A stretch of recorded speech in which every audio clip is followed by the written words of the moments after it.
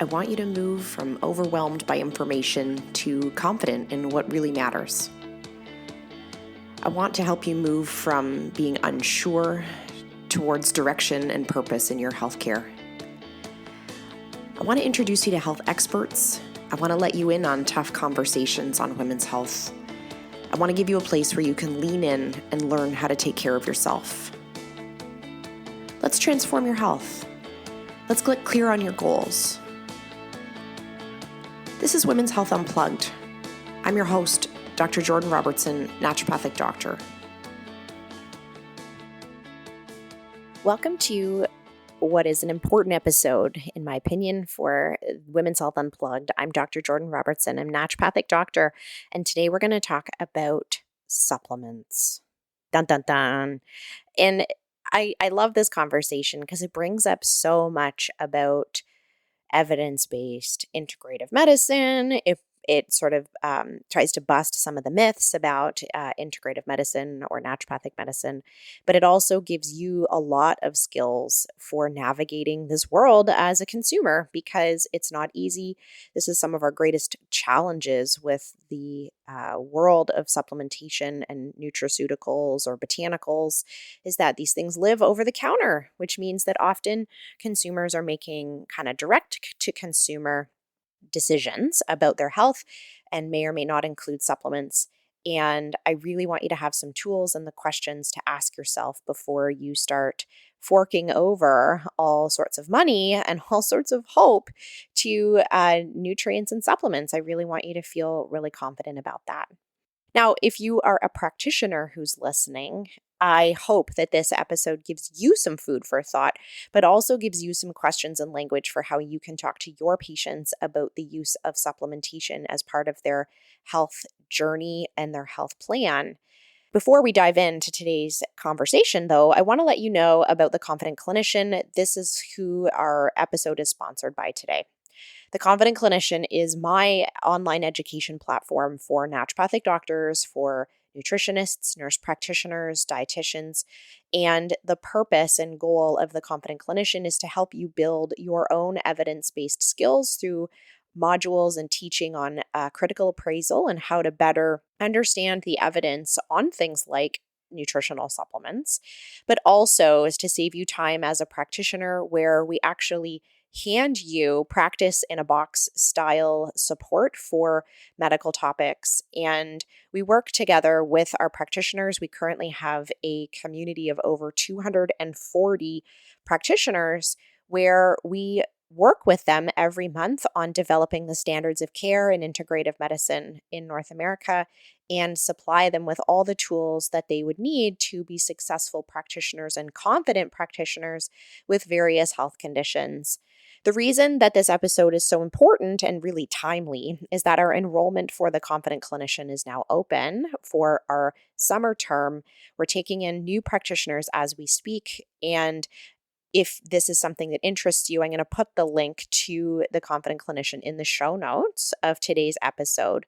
Because if you find, and as you're listening to today's episode as a practitioner, if this is bringing up some challenges that you face in your practice, or if this is an area that you could develop more as a practitioner, then this is absolutely the resource for you. We save our clinicians thousands of hours and time, and we have an amazing community of evidence-based practitioners who are really changing the landscape of integrative care in North America. So the reason I love this topic so much is because it does bring up some of the major challenges we have in evidence-based integrative medicine. I think when people think about a naturopathic doctor, they immediately think about supplements, right? You think about this is nutritional supplements are things that naturopathic doctors use. And certainly that's true. And I would say part of that is probably because our scope of practice includes supplements. And so sometimes that would maybe be the only thing that was available to offer a patient. But really, we should be doing better than that in healthcare, where we're not making decisions based on how limited we are in practice. And really, we're making decisions based on what's best for practitioners or for our patients, I should say. But mostly what I want you to leave this episode with is some great questions to be able to ask yourself about whether or not the supplements that you're thinking about buying or the supplements that maybe you've already bought are actually worth doing. And it's really simple to kind of move yourself through these questions to make sure that you're getting the most out of your treatment plan and that you're not wasting your money on things that are not helpful. So, that first question that I want you to ask yourself is, how would you know if you felt better? Okay. And that's a question that I ask my patients often. And the reason that this is important, and the reason that this is important in the context of this conversation today about supplements, is that a lot of the change that we're looking for in healthcare is subjective, which means that we need you to understand where you are and we need you to understand where you're going or where you would like to go. And so when people sit down in front of me in my office, they can really usually tell me where they don't want to be, right? So if I say, well, tell me about your health, right? They talk about their pain points of where they currently are at and how they don't want to be there, right? They know that they don't want to be there. But very rarely can patients articulate beautifully where they would like to go instead, right? They'll use vague terms like, I want to just feel better. I want to feel more like myself. I want to feel like I used to. And these are all valid. They're valid goals, but they're not very specific. And the reason that I want you to be more specific about it is because, let's just say for argument's sake that your goal is, I just want to feel better.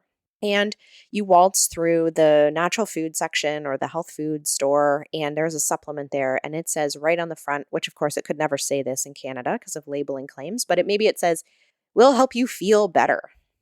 And you're like, that is exactly what I wanted. I want to feel better. And you take that supplement. Do you feel better? And so when we're vague, right? Like maybe that supplement meant like will help you feel better because you'll nap less. But what you wanted was to feel stronger, actually.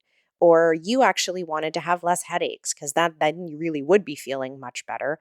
But this supplement is designed to help you sleep deeper, right? So we need to be a little bit more specific than we often are. And so when you are thinking about making any health change, really, the first question you need to kind of ask yourself is like, where are you at currently? And can we evaluate that in some way? So there's kind of two ways of measuring your current health status and for us to track where you're going once we do start to add some solutions in. So one of them is subjective, right? So subjective measures of your health would be things like your fatigue or your pain, right? Would maybe be subjective. Your mood might be considered subjective. What I would suggest that you do, so as we're asking ourselves these questions before we consider adding supplements, is that you start to try and objectify your subjective feelings about how you're feeling as much as possible. So it's not that your feelings don't matter. Of course they matter, but it's that it's helpful as a patient and even to communicate to your practitioner, to be honest, if there is some kind of objective measurement for your subjective experience in your health. So for example, let's say you want to have less fatigue. You want to feel more energetic. What does that look like? Right? Does that look like less naps? Does that look like staying up past 9:30? Does that look like keeping up with your kids? And even that, I don't even really know what that means. People say, I want to keep up with my kids. I don't really know what that means. My son's 12. I cannot keep up with him no matter what. But I want you to think about what does it actually mean to have less energy? What would be available to you? And this is a question I often ask my patients. What would be available to you if you had more energy? Would you get more done at work? Would you work out after work? Would you do more meal prep? Would you sleep less? Would you sleep more? These are the kinds of questions to ask yourself so that when you do start to make changes that you're able to reflect back rather than just saying, do I feel better? Big question mark at the end, raised voice at the end of that statement. You would actually be like, yeah, you know what? I don't have to nap on Saturday because I'm so tired from the week. Or whatever it is that you're tracking. Maybe you can track your analgesic use or your painkiller use around your headaches, or track the number of times that you get teary in the month if we're trying to track your PMS or your mood. These are things that are incredibly insightful and helpful for us to make really good decisions about your future because it will help us understand where you currently are and where you are going. So that first real question, to kind of sum it up, that I want you to ask yourself about your supplements is, and as you're staring at the bottle, you need to ask yourself, how will I know if this is helping? Right? How will I know if this is helping? And so in order to answer that, you need to know where you are right now and where you want to go. The next question that you have to ask yourself, and it kind of goes along with this last bit about, how will you know if you feel better, is we have to ask ourselves, that's the theme of the episode, things that we're asking ourselves. We have to ask ourselves whether or not we're okay with the claim or the benefit that is reported to be gained from taking this supplement. So let me explain a little bit more clearly, because I think probably as I'm saying that, most people are like, well, what do you mean, Jordan? And so what I mean is that sometimes nutrients have been shown to have what we call a clinically meaningful outcome.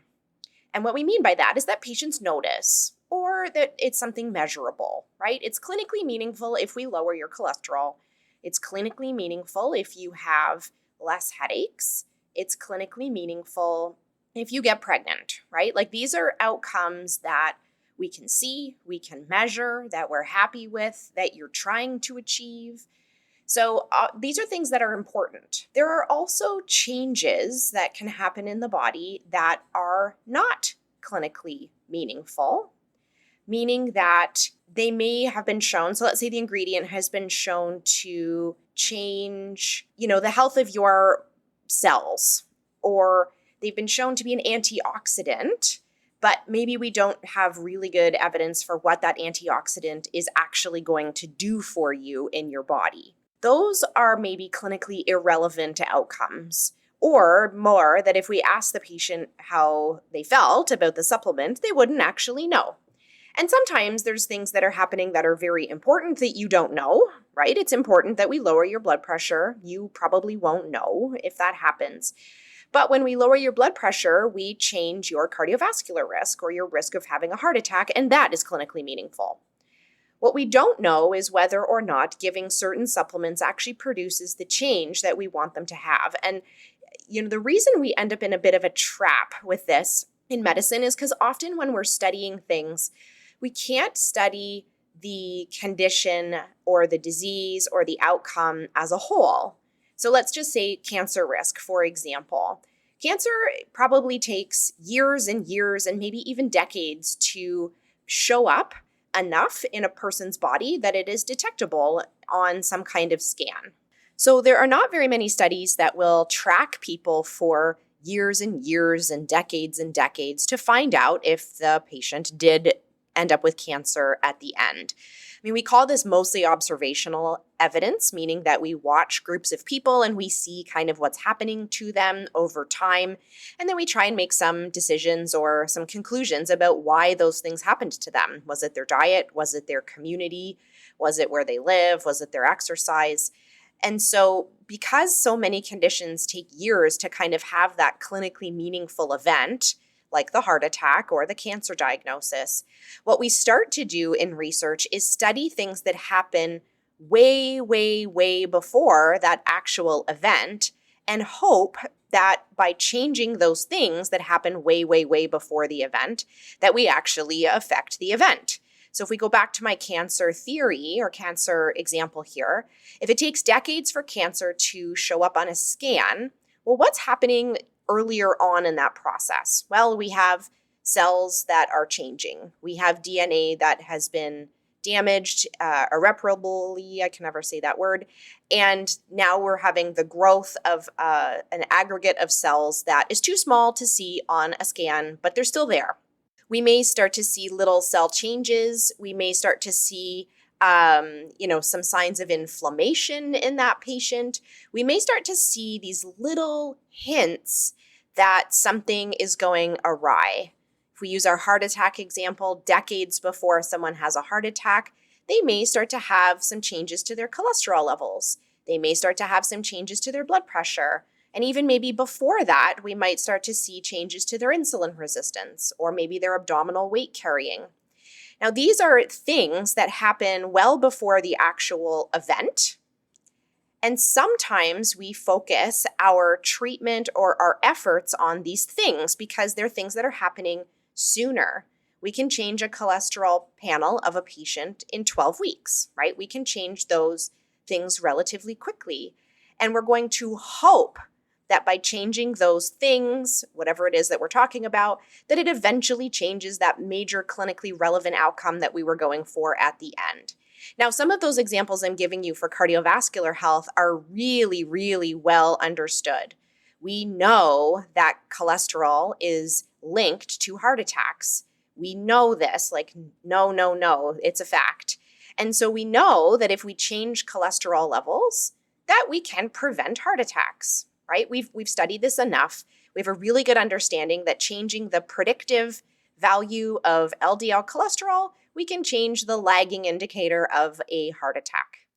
Now, I'll tell you, in the integrative medicine space, we've adopted this kind of knowledge, knowing fact, and applied it in other conditions where we don't know these things. So we don't know if lowering someone's inflammation with a supplement or a botanical decades before a tumor shows up, if we prevent that tumor from showing up. We don't know if we change the antioxidant intake of a patient decades before DNA damage happens, that the DNA damage happens less often and therefore now they have less cancer in their future. We just don't know that. But sometimes we're using nutrients and interventions and we're looking at research that says this botanical lowers inflammation. And then further down the blog, it says inflammation precedes cancer. And then their conclusion is this botanical probably prevents cancer. And so when you're asking yourself the question about whether or not you're willing to take supplements, we have to ask ourselves if we're okay with the level of evidence and the outcomes that this supplement is trying to achieve.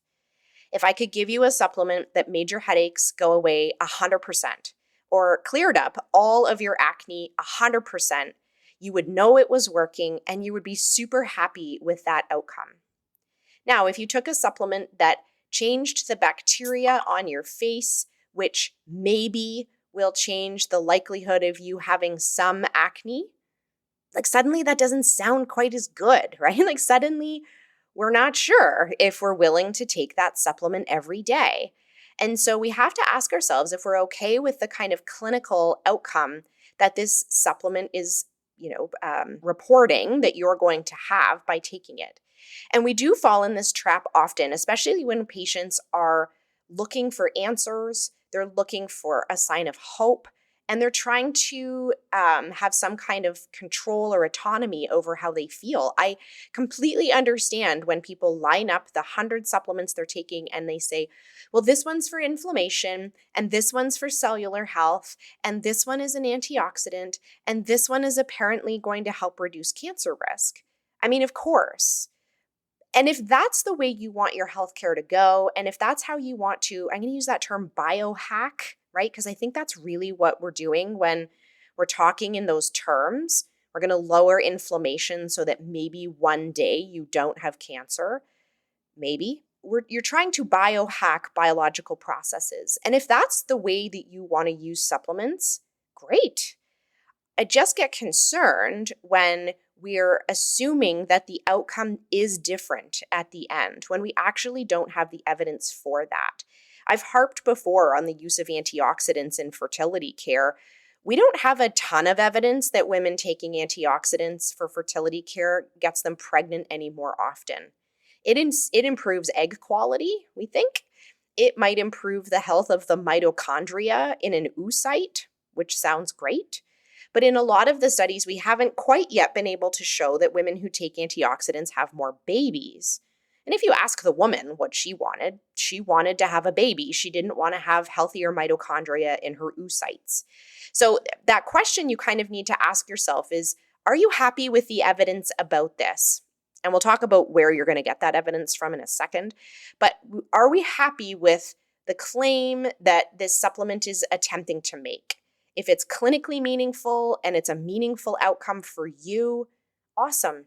If it feels vague or it feels like it's influencing some sort of invisible biological process that you maybe can't see, then let's keep asking questions and make sure that you're getting what you want out of this experience and treatment, and that it's not just additional cost and additional compliance that's required when we don't really have a way to find out if it's actually helping you. Kind of takes us back to our first question, right? If you've asked that question, how will I know if I feel better? The second question you're going to ask is the thing that I'm about to buy actually shown to help me do the thing I'm trying to do? Right? So I would like more energy. Has this supplement been shown to improve energy? I would like less acne. Has this supplement been shown to reduce acne?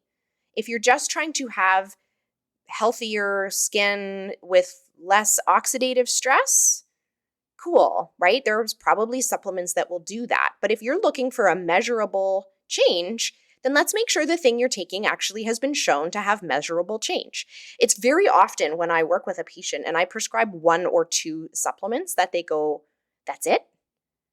I'm like, yeah, that's it. That's all we've got. That's what's been shown to make those impacts that you're looking for.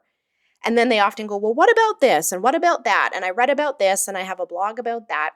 And the things that they're mentioning are things that fall in that realm of kind of not clinically relevant outcomes. They're changing parts of your chemistry in your body, but maybe not changing your condition. And that's what I'm hired to do, right? It's to actually change your condition, not to improve the mitochondria in your skin. So the last question you have to ask yourself before you buy your next supplement is where the information came from that you learned about this supplement. So there is a plethora of information online about everything. You can find information that still says that the earth is flat.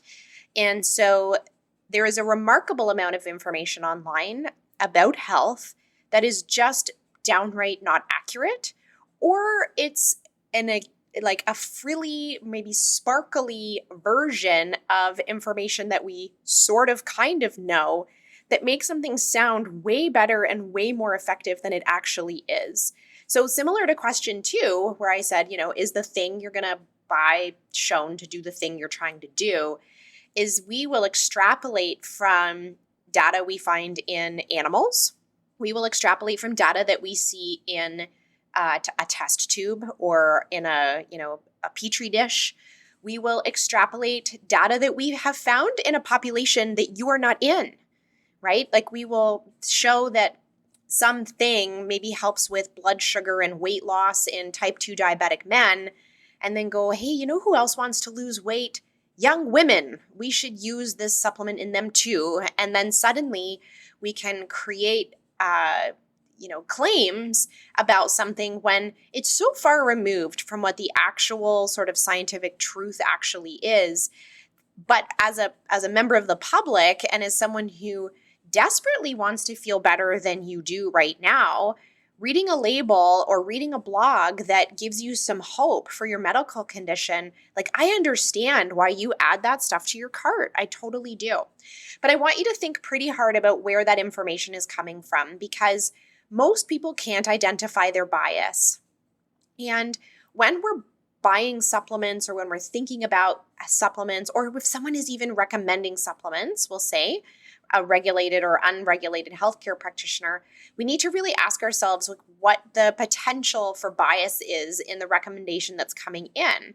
So of course, a supplement company is going to write about their supplements and not someone else's.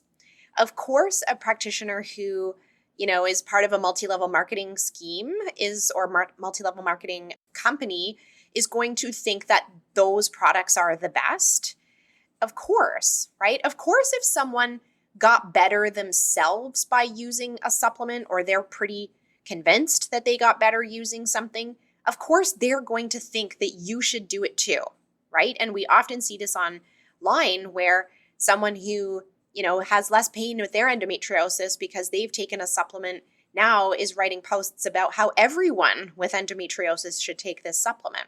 So you need to ask yourself a couple of questions. You need to figure out, is the person who's making the recommendation or the space where that recommendation is coming from, do they have a particular bias, or do they have something to gain from you choosing this supplement, whether it's right or wrong, right? Like making sure that, the information is relatively neutral, it's well referenced. And by referenced, I mean like in humans and clinical trials where they actually showed a reduction in acne and not just improvement in mitochondrial health. We want to see those kinds of things when you're doing your reading. If I'm ever writing for anyone, there are 10 to 25 references in a 500 or 600 word post or blog, because we know that we need to emphasize and validate the information that we're sharing with people.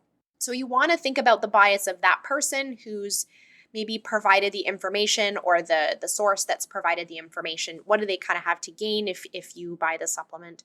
And that doesn't mean that we shouldn't, I think often in the integrative space, and one of the criticisms that people will say, or specialists will say, if a patient of mine says they're seeing a naturopath, the very first thing that many specialists will say, like, well, if you want to waste your money on that, or, if you just want to spend your money on healthcare, and making it sound like I have a particular bias around, what support I can offer patients because it's my job.